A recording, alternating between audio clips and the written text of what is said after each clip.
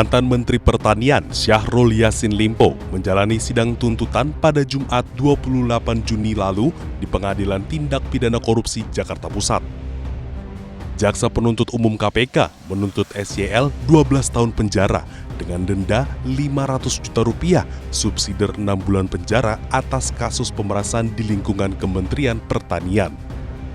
Menyatakan terdakwa Syahrul Yassin Limpo telah terbukti secara sah dan meyakinkan bersalah melakukan tindak pidana korupsi secara bersama-sama dan berlanjut. 2. Menjatuhkan pidana terhadap terdakwa Syahrul Yassin Limpo berupa pidana penjara selama 12 tahun.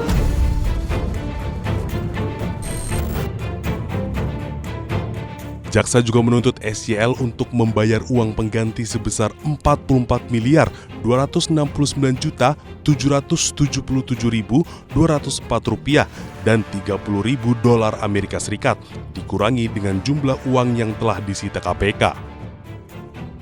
Dalam sidang, jaksa menyebut salah satu hal yang memberatkan tuntutan SYL adalah korupsi dilakukan dengan motif tamak. Hal yang memberatkan, terdakwa tidak berterus terang atau berbelit-belit dalam memberikan keterangan. Terdakwa selaku menteri telah mencederai kepercayaan masyarakat Indonesia. Terdakwa tidak mendukung program pemerintah dalam pemberantasan tindak pidana korupsi dan tindak pidana korupsi yang dilakukan terdakwa dengan motif yang tamak.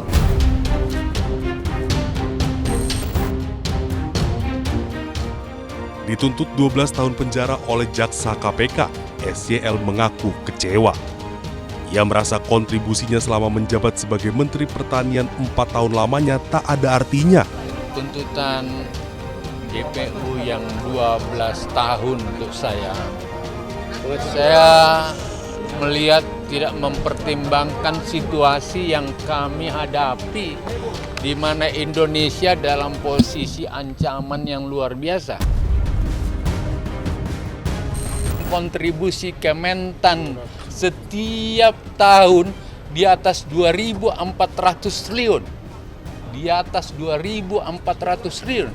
Yang kau cari sama saya 44 miliar selama 4 tahun. Dan itu semua untuk sewa pesawat, sewa helikopter, itu pribadikah? Perjalanan dinas ke luar negeri itu pribadikah?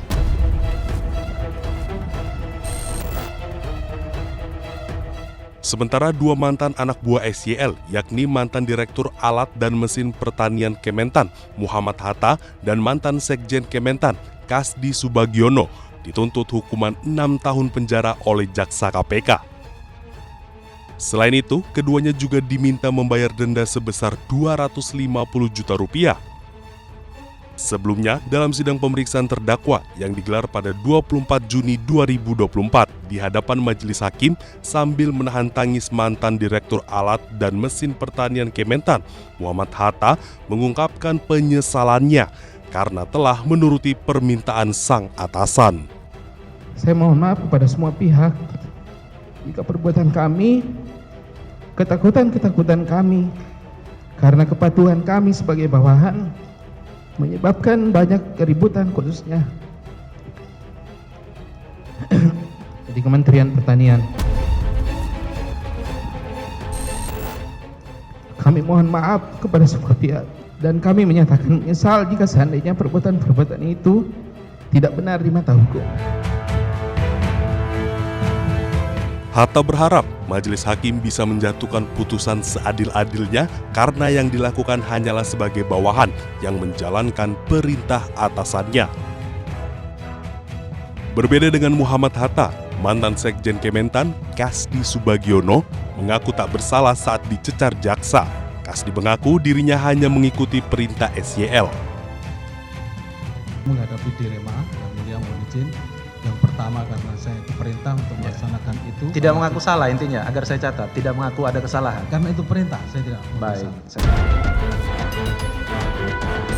Yang saya pikirkan pada saat saya menerima perintah itu, dan itu saya eksekusi sebagai perintah, saya tidak memikirkan konsekuensi hukum awalnya.